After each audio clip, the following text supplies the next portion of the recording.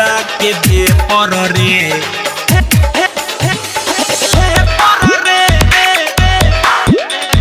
मरले बारात हे पर रे। डीजे विकास रीगा सीतामढ़ी। आप सुन रहे हैं अमित पटेल की आवाज में। छावड़ा बुता के भे पर रे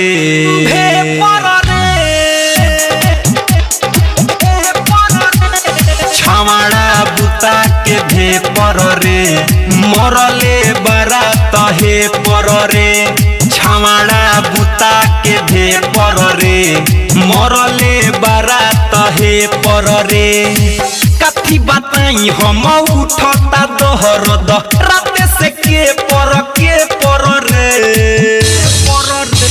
छावड़ा बुता के भे पर रे मरले बारात हे पर रे छावड़ा बुता के भे पर रे मरले बारात हे पर रे।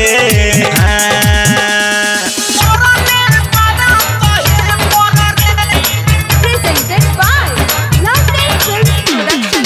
डीजे विकास रीगा सीतामढ़ी।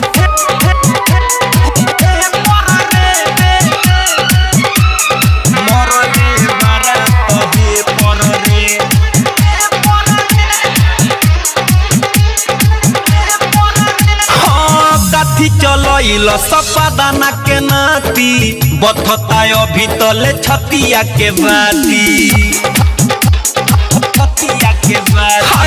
कथी चल सपादाना के नाती बथता अभी तले छतिया के बाती करता टुभु टुभु ही जगहिया का कहीं मरल सजे पर रे छावड़ा बुता के भे पर रे मरले बारात हे पर रे छावड़ा बुता के भे पर रे मरले बारात हे पर रे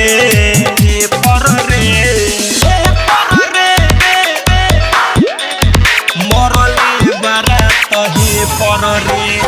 डीजे विकास रीगा सीतामढ़ी। आप सुन रहे हैं अमित पटेल की आवाज में।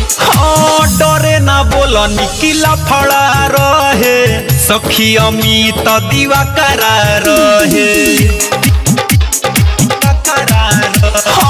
डरे ना बोल निकिला फड़ा रहे सखी मुकेश दीवा करा रहे चोली के चोर चोर फरले है बाटे सखी समझिए के पेपर रे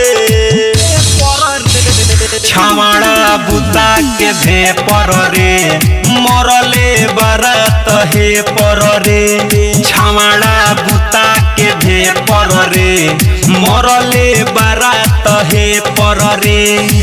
कथी बताई हम उठता दोहर रात से के पर रे छावड़ा बुता के भे पर रे मरले बारात हे पर रे छावड़ा बुता के भे पर रे मरले बारात हे पर रे।